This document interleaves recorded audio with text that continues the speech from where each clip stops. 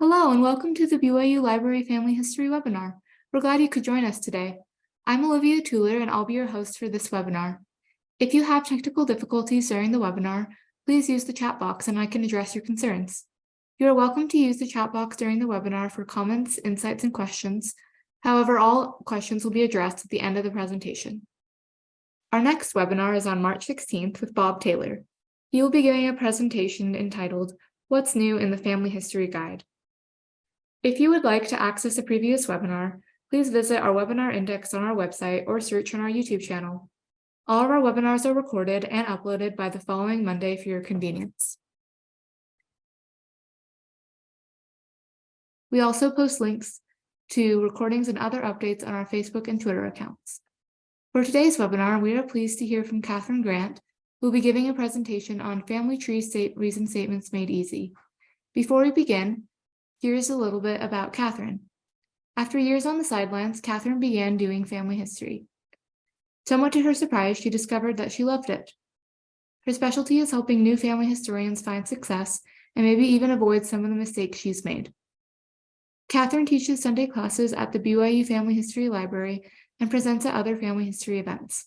Her column on family history ran in the Nauvoo Times for about a year and is still available online. In addition, she's a regular contributor to the Family Search blog. Kathryn works as a technical writer and instructional designer with a focus on usability and process improvement. Her current work assignment includes developing training used on mobile devices. Besides family history, she loves uplifting music, thought-provoking books, and springtime. And if Kathryn is ready, we can go ahead and turn the time over to her. Great, Olivia, thank you so much. Well, everybody, thank you so much for joining us today for this webinar on family tree reason statements. So let's take a look at what we've got on our agenda for class today. First of all, we're going to talk about why we love and hate reason statements and also why they matter. Then we're going to talk about how to write effective reason statements. We'll just give you a few tips and some things to look out for. Then we will see examples, some good ones and some that are not so good. And finally, we will talk about a few ways that you can make doing reason statements easier. So let's dive into our first topic. Why do we love and hate reason statements, and why do they matter? Well, we love reason statements because they help us think through our logic. So if we're attaching a source or explaining a merge, there's something really valuable about writing the reason that you're doing something. They also help us to remember what we did and why. And they also, when they're written by other users, they help us understand what other users did and why they did it. Finally, reason statements can help prevent incorrect changes. So those are some of the benefits, some of the reasons that we love reason statements. But it is a love-hate relationship. So what are some of the reasons that we maybe don't care for reason statements so much? Well, ironically, one of the reasons is the same as why we love them. They make us think through our logic, and sometimes, honestly, that can be a pain. They might seem tedious to write, but honestly, I think the biggest challenge is that in most cases, we just don't know what to say. What do we put in that darn reason statement box? So hopefully through this class today, you'll get some ideas that will help you in writing reason statements. Why do reason statements matter? A big reason is that family tree is a shared tree. So that means other users need to know what you were thinking, why you did what you did. Reason statements are part of being a good family tree citizen. But do you know what? Reason statements can be helpful to us. The ones we write can be helpful to us as individuals. So have you ever noticed that as time passes, you forget things that you thought you would never forget?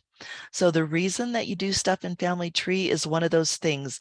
It's so clear when you're working on it, but come back 2 years later and chances are pretty good that you will not remember why you did that merge or why you attached that source. So Adding those reason statements, good, clear reason statements, can help you when you come back to research that you worked on a while ago, especially if you suspect that maybe something has gotten messed up in the meantime. So the sanity you save may be your own. Okay, with that as a backdrop, let's talk about how to write effective reason statements.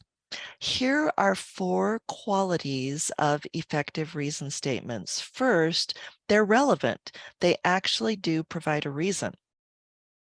Number 2, they're specific. They don't have to be long, but they should be specific and they should include key details pertaining to whatever action you're doing in Family Tree, whether it's a merge or attaching a source or whatever it may be. They are also clear. They make sense to other users. And finally, they're objective. They rely on evidence, not on speculation or hearsay, such as grandma always said so. So, I wanted to mention one other thing about these.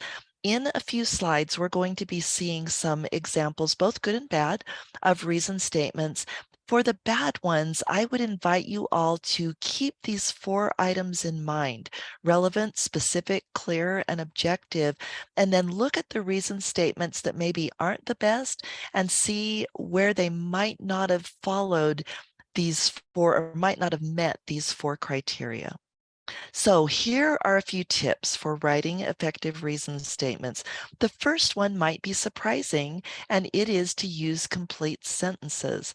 What that does is it forces you to think a little bit more about what you're writing. That may sound kind of crazy and even tangential, but I found that it works for me.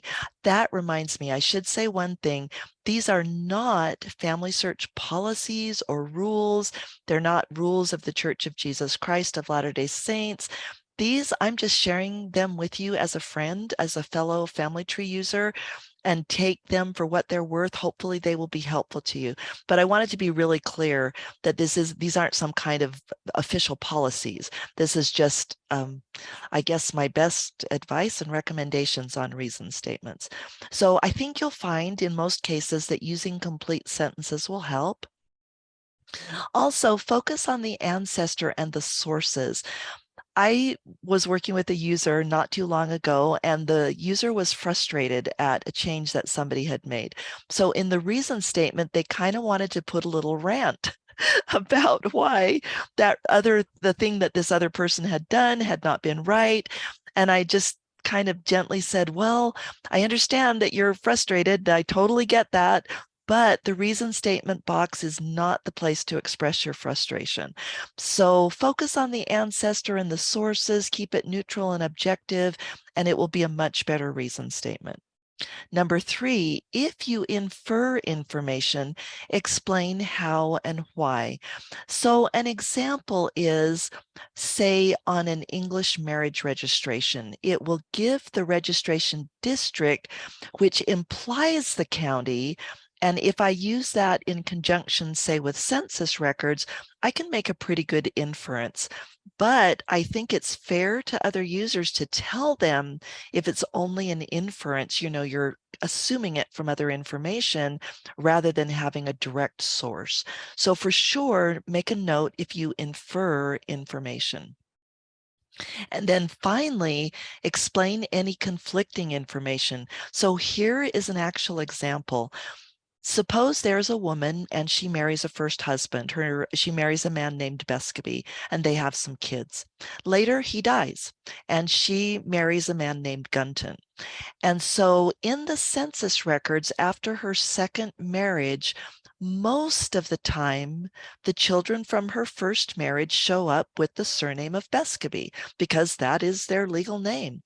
But in one census, for whatever reason, the census taker wrote the children's surname as their stepfather's surname, not their original biological father. So it looked in that census like their surname was really Gunton. And actually, I've seen this This happened with blended families a number of times. It's actually not that unusual because maybe the neighbor gave the census information or whoever answered the door just said, yeah, we're the Gunton family. And so the enumerator just put that name for everybody. Anyway, it's just that one sentence that had the incorrect name, but all the others were different.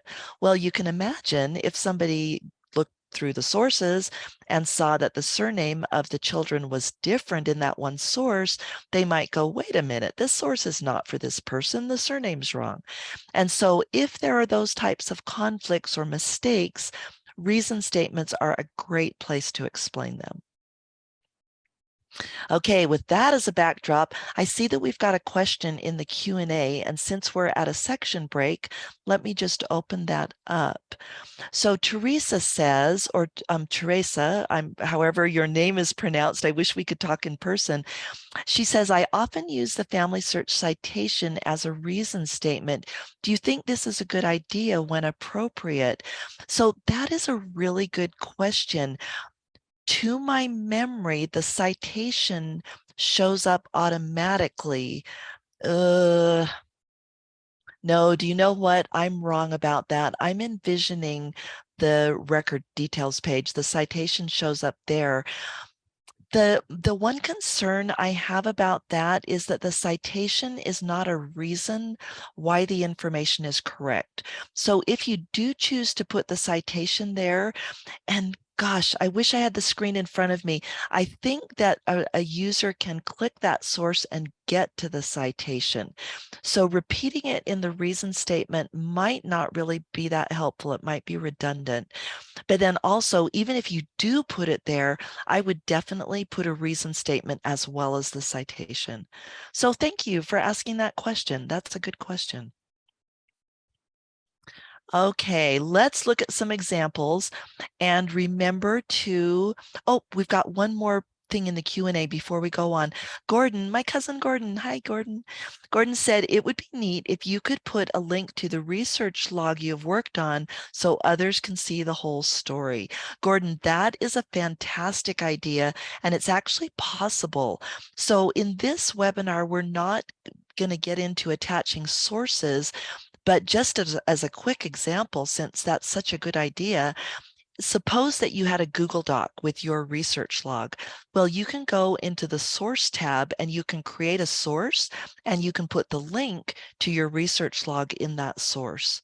So, or yeah, in that source as you create it. So Gordon, thank you for that great idea.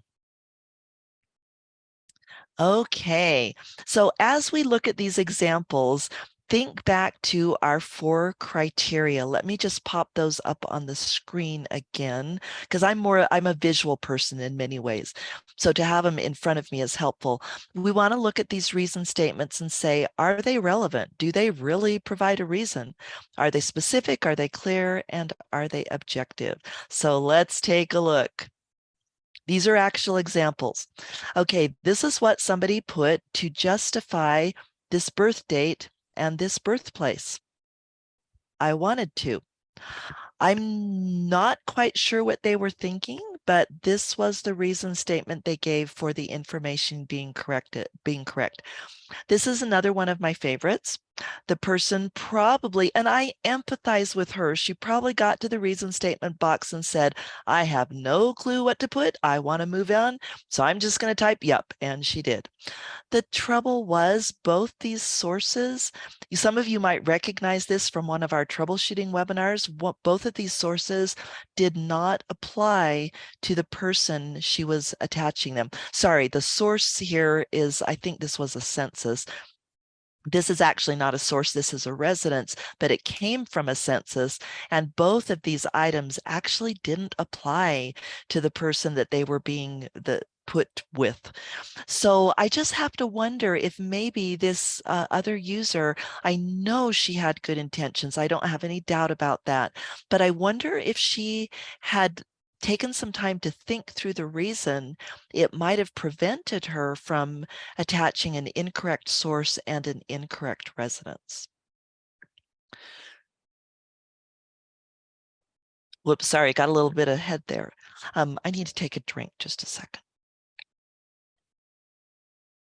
Okay, this one, some of you may look at this reason statement and just be groaning. And if so, I totally empathize with you. So this reason statement actually can be added by a human, or it is also added, at least as of a couple months ago when I tested it, it is added when you upload a GEDCOM to Family Tree. So it puts GEDCOM data in the reason statement field, but think about our 4 criteria. This actually does nothing to tell people why the information is correct. If anything, given the track record of a lot of GEDCOM files that like came from Aunt Susie's PAF file, this is a red flag to me. When I see GEDCOM data, I think, oh my goodness, I'm probably going to have to do some extra verification. In any event, you can see that this reason statement does not meet our criteria for good reason statements. Here is another one. Now, this is if there's a continuum with absolutely terrible on one end and wonderful on the other end, this one's kind of moving away from the terrible one. I mean, at least this person took the trouble to say, hey, this source matches the information. How could it be improved? Well, what information exactly does it match? Just to say that it matches is nice to know, but to know what it matches, like the birth date or the birthplace or the marriage location, that would have been a little more helpful. Okay, here's an example of a reason statement. I was helping my niece on her lines, and I'm trying to remember whether it was her husband's or anyway, she and I were working on a family that she was related to, and we came across this reason statement. So the person attached a source, and then they said, might this be the same Elijah? In other words, is the Elijah in the source the same as the person in Family Tree I'm attaching it to? And she took the due diligence to say, well, I don't see it attached to any other person. And the record did say that Elijah died as an infant, which actually turned out to be false, as we later proved. But so right here, she kind of starts to see a red flag. She says, the town he's buried in is 32 miles away from where he was born as an infant. So the thing that would have been better to do here when she started to have these doubts was to say, maybe I shouldn't attach this source and hit cancel instead of hitting save. Now you might be saying, why? What's the problem with attaching a source that you're not certain about? Well, if it's right, it's no problem. But if it's wrong, the trouble is Family Tree was designed to give you more hints that match the hints that are all the sources that are already attached. So if we attach incorrect sources, then Family Tree is likely to serve you more hints about sources that match the incorrect source. Because basically by attaching an incorrect source, you're telling Family Tree that this person is the person in this source. And if that's not the case, you can see that would be very confusing, cause problems. So in this case, if you find yourself writing a reason statement where you start to question whether what you're doing is right, hit cancel and back out. Okay, here's another one that is slightly less relevant now that we have the pre-written reason statements. But if you choose not to use a pre-written reason statement, think of the criteria and think what's maybe not quite effective about this just saying same person. So I wish we had like a live classroom where we could talk. But if you thought to yourself, wait a second, I'm doing a merge, so I already believe they're the same person. So this reason statement doesn't really add anything. If you thought that, you'd be absolutely right. So what we would want to do here, and we'll see an example later on, is we'd want to write something that explains why we know they're the same person, not just repeat the fact that they're the same person. Okay, here is one of my all-time favorites in a bad way. This was shared by a fellow teacher at the BYU FHL, and it's a real reason statement. He really found it in the tree. The person was doing a merge and they said, I don't think these two people are really the same, but I'm merging them to clean up the tree. And I just thought, oh dear, this person, I'm sure they meant well, but they don't understand how family tree works. So apparently they thought that if there was another person with the same name, but they were a different person, it was actually cluttering the tree and you should remove them. But that's not accurate, because family tree is created for the purpose of us building a pedigree of the whole human family. So everybody should be in there. And so that's a reason for not, quote, cleaning up the tree. But then also, merges are only supposed to happen between records that represent the same human being. So to intentionally merge two family tree people that aren't the same causes all kinds of problems, partly for the reasons we just talked about, because it's going to add a whole bunch of bad sources that will attract other bad sources. I've noticed that incorrect merges tend to snowball because they get more possible duplicate hints that are wrong, et cetera, et cetera. So if you find yourself writing this type of reason statement, definitely cancel the merge. Okay, here is one that I see a lot, and it's a little bit tricky. So all of us have probably had the experience of looking at a family tree person and seeing that something wasn't standardized, some place or some date. So we go in and we fix it, and there's no reason statement. And so we think, well, I standardized this, so I'm going to put in here that I standardized the location. But think back to our criteria. Does this telling what you did, is that a reason that the information is correct? I would submit that it's not. It tells what you did. Yes, you fixed the error, the standardization error, but it doesn't say why this place is correct. So at this point, I would say we've kind of got two options.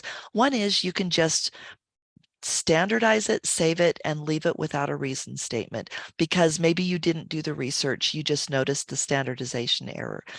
But the other option is that you can give a reason statement, and we'll look at some examples of good reason statements later on, but you could just, don't tell them what you did, but instead tell them how you know this information is correct.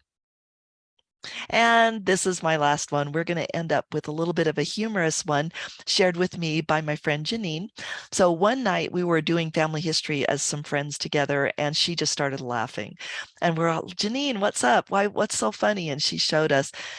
So she had gone into this marriage event and was looking at the information, and this is the reason somebody put for why this information was correct about a marriage. They had kids. And so we all laughed, and Janine's like, not necessarily. So again, the reason should meet those 4 criteria. This one definitely does not. Okay, we're going to look at good examples next, but I see we've got 3 questions in the Q&A, so let me take those really quickly. Okay, Daryl says, one of my reason statement family search family tree for search purposes requires that we not use abbreviations. Let me make sure I'm understanding this. Requires that we not use abbreviation, thus all place names were corrected by removing abbreviations. In this case, is the place name altered because the information was listed incorrectly? Daryl, I'm not sure I'm following what you're saying there. I apologize. Are you just mentioning that we should not be using abbreviations? Because if so, I agree. But if I'm not understanding your comment there, please feel free to elaborate on that. And I apologize for not getting it. Okay, John says, if I'm just making a slight change to a field, is it okay if I just say what and why I am changing in the new reason statement? Example, standardize the place without really changing the place. And John, I guess my advice would be not to do that, just for the simple fact that the purpose of the field is not to explain what you did, but why you know the information is correct. So thank you for asking that. Okay, Gordon says, if I were to detach a source, could you say it belongs to PID such and not this other PID as a good reason, and include why or how you came to that conclusion? Yes, Gordon, that is a great example, because somebody might come back and go, wait a second, the source I attached is gone. What's up with this? So they look in the change log, and for you to say, hey, this source actually applies to this other PID, and this is how I know that, that would be very helpful to that other user. So thanks. I think that's great advice. Okay, let's take a look at some helpful reason statements. Here's example number 1 for a reason statement that birth information is correct. And one reason this works so well is because Family Tree puts the sources right here on the page where you list the information on the little pop-up screen. So here I have said why I know the birth is correct is because it is provided on the christening record. And I know that the birthplace is correct because it's on the 1911 census. Now, of course, this presupposes that those sources are correct. I can tell you that a professional genealogist would write a lot more to prove this. It would be a long explanation, a very good explanation. But my feeling about that is that most of us are not professional genealogists and probably won't be in our lifetimes. And so I feel like it's better to put an explanation that will point people to sources than either to put nothing at all, or for a normal user like you and me to just feel totally intimidated at the thought of writing a professional statement. So I found over the years, this seems to work very well. It seems to give people the information they need. So I just wanted to comment, if we do have any professional genealogists, like people who do this for a living and earn money at it, which is not me, if you're wondering, boy, I think she should have been a lot more detailed there, that's my rationale for maybe not going into that professional level detail. Okay, here is an example of justifying a marriage event. Instead of saying they had kids, we could say that, well, the marriage year is provided in the civil registration of marriage, and it's supported by the 1911 census, which says the couple has been married about 2 years at the time. So, off by a year, but censuses do that. If it was off by 10 years, I'd be worried, but 2 years, not so bad. And then that I've inferred, this is an example of an inference, I've inferred the county from the family's residence in multiple census records and from the registration district. And I'm not even sure how to pronounce that actually. If we have any UK people on our call today, you could tell me. But this registration district here covers parishes in Cambridgeshire. And so that's why I felt justified in inferring, based on the registration district and the census, that the marriage took place in Cambridgeshire. I hope that makes sense, but please ask me if it didn't. Okay, example number 3, when you're attaching a source, again, this is the Family Search is asking us, why are you attaching this source? Well, we attach sources because we believe they have some kind of relevant information. In this case, I am attaching the census because it provides evidence of Ruth's residence, her birthplace, her approximate birth year, and certain family relationships. Here is example number 4 of a merge.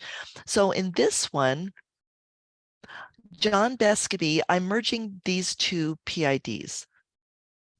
And the reason I came to the conclusion that they're the same person is that both of them had the same wife and they married her on the same day in the same location. So instead of just saying something like same person or everything matches, notice this is not long. Like, it's not a long, cumbersome essay. I've just kind of hit the high points. He married the same woman, and sometimes I'll actually put the name in.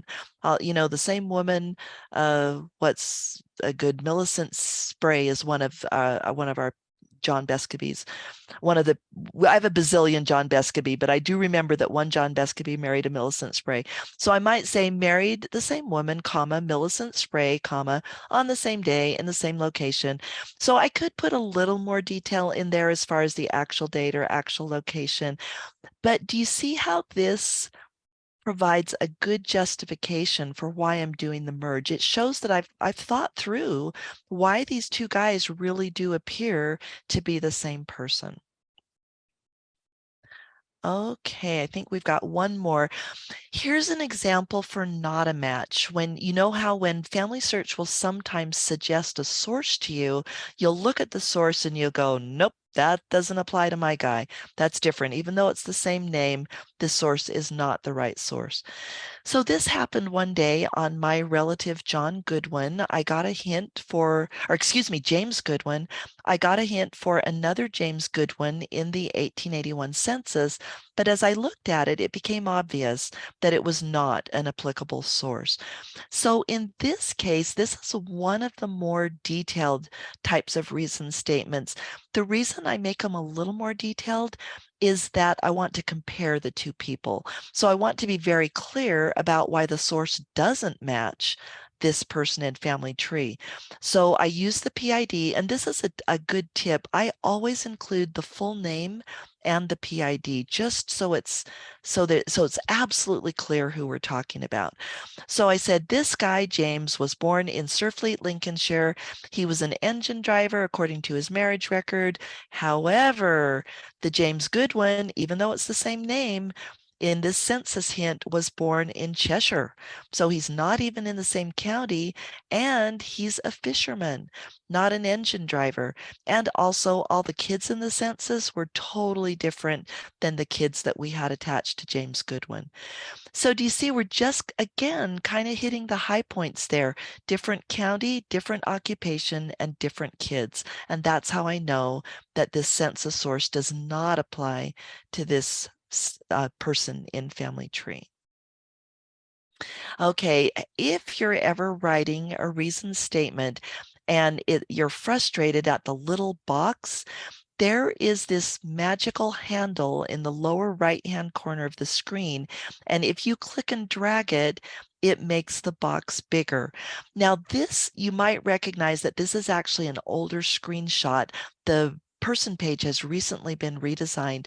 On the new design, these are actually lines instead of dots, but they still make a triangle and they still appear in the same location. So just look for that little triangle and you can drag it to make the box bigger if you would like. Okay, what about canned reason statements? In other words, pre-written statements that Family Search provides. As far as I know, they only currently show up in two places. One is on the merge screen at the very end, and the other is if you are editing a relationship, like a parent-child relationship. So my advice on those would be to use them if they meet the 4 criteria that we talked about: relevant, specific, clear, and objective, and also be aware that you can edit them as you need to.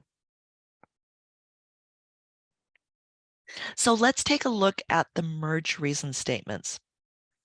So up front, I want to say that this is the first time Family Search has tried something like this, and it's to their credit that they're trying to encourage people to use reason statements. That being said, let me express my concerns about them and why you'd probably want to edit most of them. One is that none of them include the name of the person. And so they do include the PIDs, but through merges, names can be altered or even a person can edit the name. And so to provide the full name for each PID at the time of the merge can be very helpful information. Okay, the first one, all information and relationships match. Almost every time I've seen that used, it has not been correct. In other words, everything didn't match. So it actually was a misleading reason statement to do that, to choose it. The only time this ever is true in my experience is if you're merging two extracted records and they were from the same parish register. Say it's a christening record, the name's exactly the same, the christening date's the same, the location's the same, parents the same, everything lines up. In that case, everything really does match. And so you could choose this statement, but I'd still recommend putting the people's names in. This one is actually pretty decent. This one can work. Excuse me, I need to take another little drink of water. Okay, this one can kind of work. It says most vital information and relationships match, but the first question that comes to my mind is, what vital information and relationships are you talking about that match? And it's good that no details conflict, but it sounds like maybe some things don't match up or some things don't have evidence or something. And again, this is vague. So if I read this in a changelog, I really wouldn't know exactly what it meant. Good that the PIDs are included. I definitely do the names. Okay, this one is, I would recommend that if you find yourself thinking that this reason statement is applicable, back out of the merge. Every time I've seen it used, well, okay, there may have been one exception. Almost without exception, when I've seen this reason statement used, the minor conflicts were red flags that the people were not the same. So if you've got conflicts between two people on a merge, I would recommend resolving those conflicts first and then determining if the people should be merged. This one, oh, I'll admit, this one just makes me cringe. So it starts out by saying this person doesn't have much information on it. However, there's enough evidence to believe it's the same as this other person. That just strikes me as contradictory, because if there's not much information, how can you be confident that it's the same as another person? So I would say, I would recommend never using this reason statement. So you can think about how to formulate your merge reason statements based on our 4 criteria.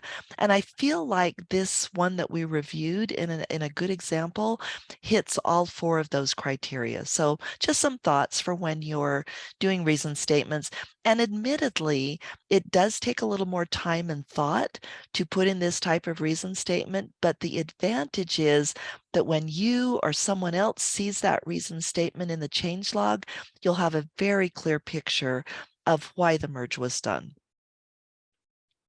Okay, we're to our last section today, but we've got 3 items in the Q&A, so let me take those. John says, but the change history of any field will show the reason statement for the person who had entered the place but forgot to click the drop-down list entry for the standardization. That is true, John. I totally agree with you that that's the reason it's not standardized. But again, I guess I go back to the fact that the purpose of the box is not to explain what you did or why you did it. The purpose of that box is to explain why the information is correct.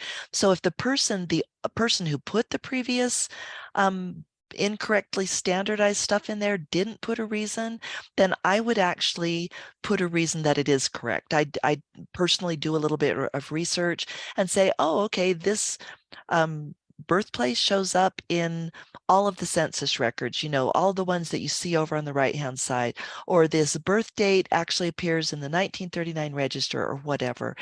And then, John, that being said, it's totally up to you. I don't want to present this as any kind of official policy. I'm just kind of going by the label of the field, and the label of the field says, why is this information correct? So thank you for asking about that. So John says, is this a good template to use for merge descriptions?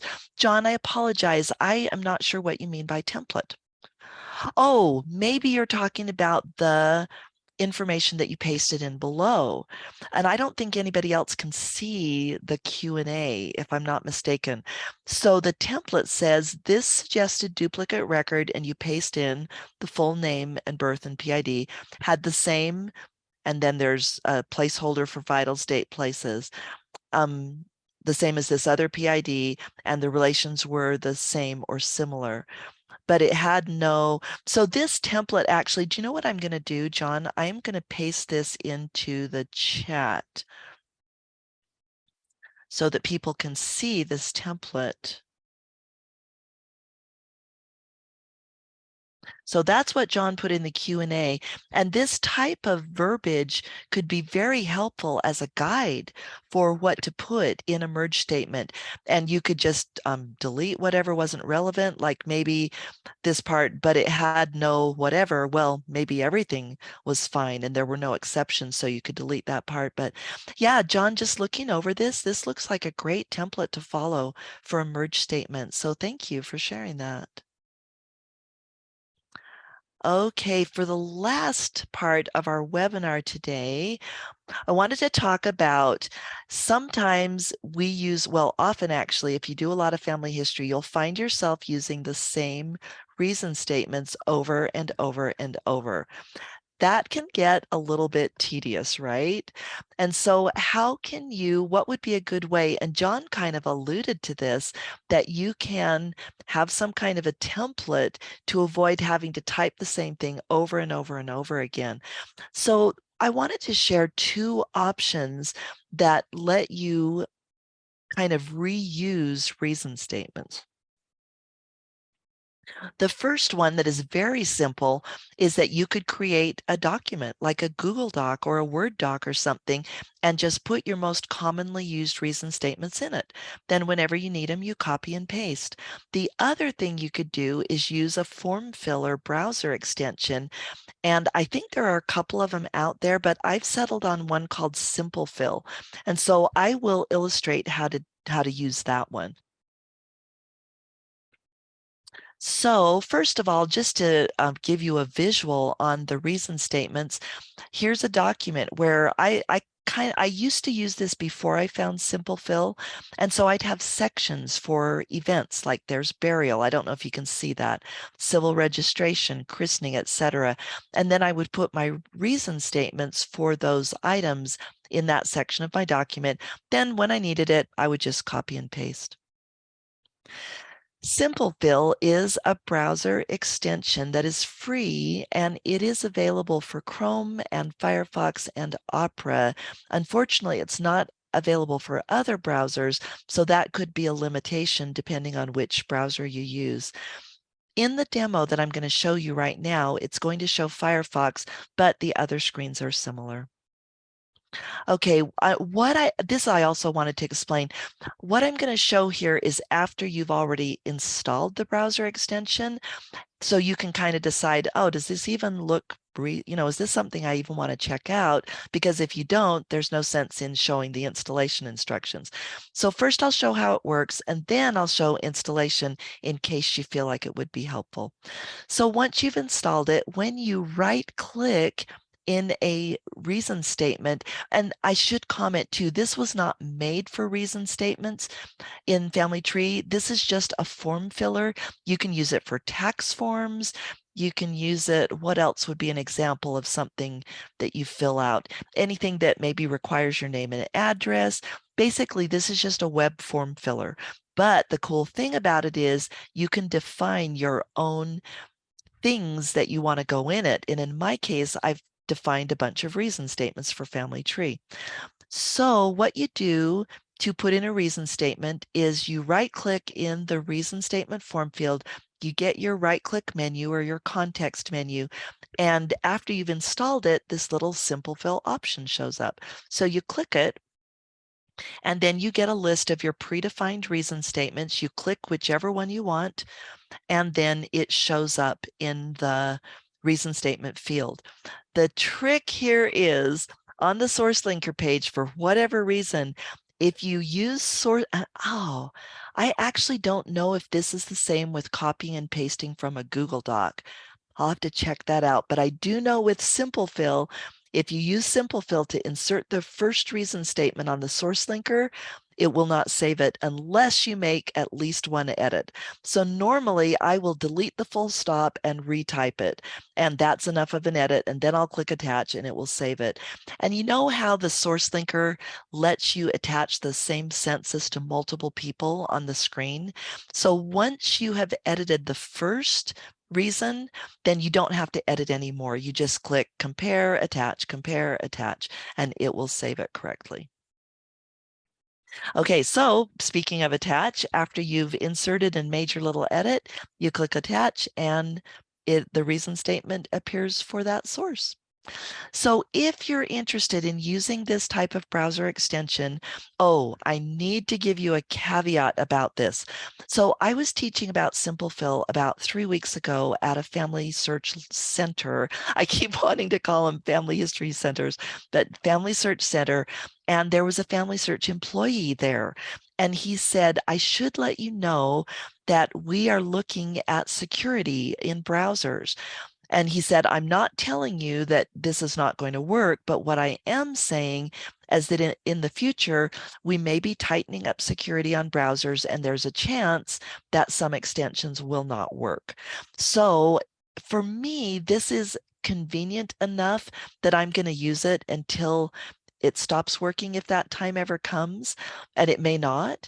But I did want to give you that heads up at least, so to know that Family Search is very concerned about security, and there could possibly come a day when this extension won't work anymore. But maybe by the time that comes, excuse me, the canned family search okay, take two. The canned reason statements in Family Tree will have evolved so that they are more helpful.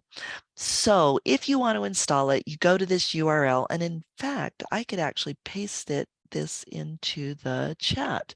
Let me do that. So you go to this URL and then you scroll down until you see this section that says install. And then you click on whichever browser you are using, whether Chrome, Firefox, or Opera. And then once you've installed, oh, and then just follow the prompts on your screen, and they'll be a little bit different depending on the browser. But if you've ever installed an extension before, it's just kind of typical of installing an extension. And if you haven't, I would say don't worry, because it's still pretty obvious from the screen what you need to do. So once you've got it installed, you've actually got two options for defining the reason statements that you want. You can either type them in manually, or you can import a reason statement file. And I have a reason statement file of reason statements that I use, which I'd be happy to share with you if you're interested. I'll show my email address at the end, and just shoot me an email and ask for the reason statement file. First, though, let's look at how easy it is to type in manual reason statements. So when you first install SimpleFill, there will not be any reason statements. It doesn't come with predefined reason statements, but it does come with an option. That sounds funny, but you know what I mean. You click simple, so you right click first and you get this menu, and then, excuse me, and then you click Simply Fill with SimpleFill, and it shows you this options item. And then you click that, and it opens this form in a new browser tab or window, depending on how your browser is set up, whether you set it up for new tabs or windows. So when you get this form on your page, that's when you start putting in reason statements. Now, the first one was put in by the programmer just as an example. You can't delete it, and it also doesn't show up on your list of possible options.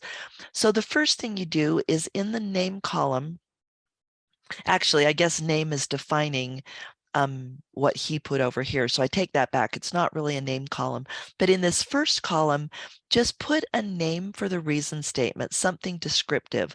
Like this one, I just put CHR for christening, and it's for English christenings, and it's for the principal on the record. In other words, the person being christened.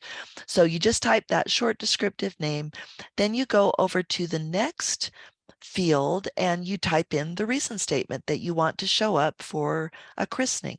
At this point, let me share a tip. So christening records, or any record, a lot of times you'll want to include names or PIDs in there.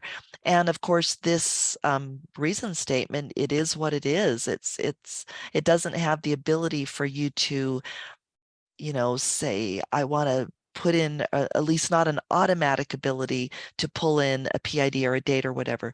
So what I started doing, if I have a reason statement where I know that I'm going to want to personalize it, then I will put in capital letters what the thing is that I want to personalize. So here it's a parent's name. Here it's a child's name. And so I actually type the reason statement exactly like this. And then when I pop it into Family Tree, I just replace parent and child with the correct information for that person. I hope that makes sense, but please ask me if it didn't. So once you've got the reason statement the way you like it, then you click Save, and then you close that browser tab. And now when you right click in a reason statement box and choose the SimpleFill option, whatever you named that reason statement shows up here, and you just click it and it pops the reason statement you defined into the reason statement field. So that's how you can do them one at a time. But if you would like to add a whole import file, and my import file currently has, oh gosh, maybe about 12 or 15 reason statements in it. So if you get an import file, here's how you proceed. The beginning is the same. You right click in the reason statement box so that you get this menu, and then you click Simply Fill with SimpleFill and options. And we're back to that same screen that we were looking at before, but this time, instead of typing the information in, you click import. Oh my goodness, I just remembered something I meant to say. I'll take the opportunity to say it now, but it actually applies to the manual typing in. This plus sign looks like it might add the information that you just typed in here, but it doesn't. It actually adds another row. And the menu items show up in the order in which they appear on this screen. So for instance, if I had added something here, but I wanted the reason to be in between the first one and the one I added, I would click this plus and it would add a new empty row right below, and then I could define that reason statement. I hope that makes sense. Again, that applies to the previous example of manually typing them in. But for now, let's get back to importing. So somebody has given you an import file, you've saved it on your device, and then you come in here and you click import. And when you do that, you're going to get this warning, and it's going to say, hey, this is going to overwrite everything in there except that little first example. But are you okay with that? Well, if it's the first time importing, yeah, there's nothing to overwrite, and that's fine. Or if you have a few reason statements in there and you're fine with them being overwritten, then click OK. But otherwise, you want to click cancel because you would lose your existing reason statements. So in our example, it is okay. And so we navigate to where the file is located on your hard drive. Probably if you email me and ask for a copy and then you download it, it would show up in your downloads folder.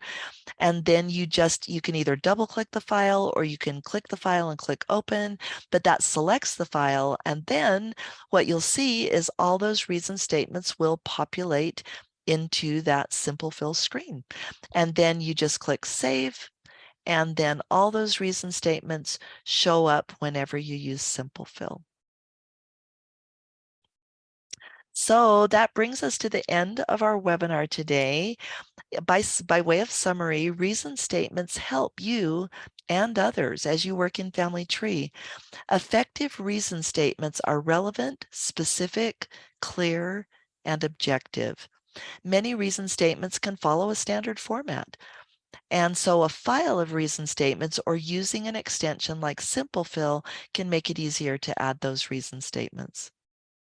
So there is my email address if you would like to request that file. And I see that we've got a question in the Q&A, so I'm going to go ahead and take that. So Terrell says, there is a new statement placed when you dismiss a family tree hint when a suggested hint is not good. Oh, you're right, Terrell. I actually forgot about that. So some of you may also be aware of that when you dismiss a hint, they do have a list of possible reasons, and they've got checkboxes next to them, and you can just check one or more reasons. But they also have a field where you can explain if some of those checkboxed items don't apply or you want to explain in addition. So Terrell goes on to say there's a new option to explain why it does not match. It is the one where you have 6 boxes. Yeah, 6 boxes ranging from names do not match to this might be a duplicate. And then there's a place to leave a reason. So Terrell says lately there have been many hints that were not a match. So apparently they've been using this, the checkbox and possibly the explanation there. Terrell, thank you so much for mentioning that, because I seriously had forgotten about that. Okay. Teresa or Teresa, I think that's so beautiful. It looks like the French spelling. Can you use it on a Mac? Yes, I have had friends use it on a Mac. So it's really dependent. SimpleFill is dependent on the browser rather than whether you're running a Mac or a PC. So as long as you're using one of those 3 browsers, Chrome, Firefox, or Opera, you'll be good. And let's see, Gordon says you can use SimpleFill on a, oh, Gordon, I didn't know that. He says you can use it on Edge. You just choose to download Chrome. Okay, that's really cool. I had no idea. So that brings us to the end of the webinar. Olivia, did we have any questions in the chat that were not addressed? John asked an excellent question, which I neglected to address. He said, what format is the import file? John, it takes JSON. So JSON. It stands for, JavaScript something, blah, blah notation. You could look that up if you want. I actually don't remember what the JSON stands for exactly, but it's just a format that allows you to import into this reason statement extension. Browser extension. So John, thank you very much for asking that important piece of information. Okay, great. You bet. So I will stop sharing my screen and turn the time back over to you. Perfect. Thank you. Thank you so much, everyone, for joining us today. We hope you will join us for our next webinar, which is on March 16th with Bob Taylor. He will be giving a presentation entitled, What's New in the Family History Guide? A recording of this webinar will be made available next week. You can view that on our YouTube channel or on our website. If you have any comments or questions, you can always email us at fhl_webinars@byu.edu or follow Facebook and Twitter. Thank you guys and have a wonderful week.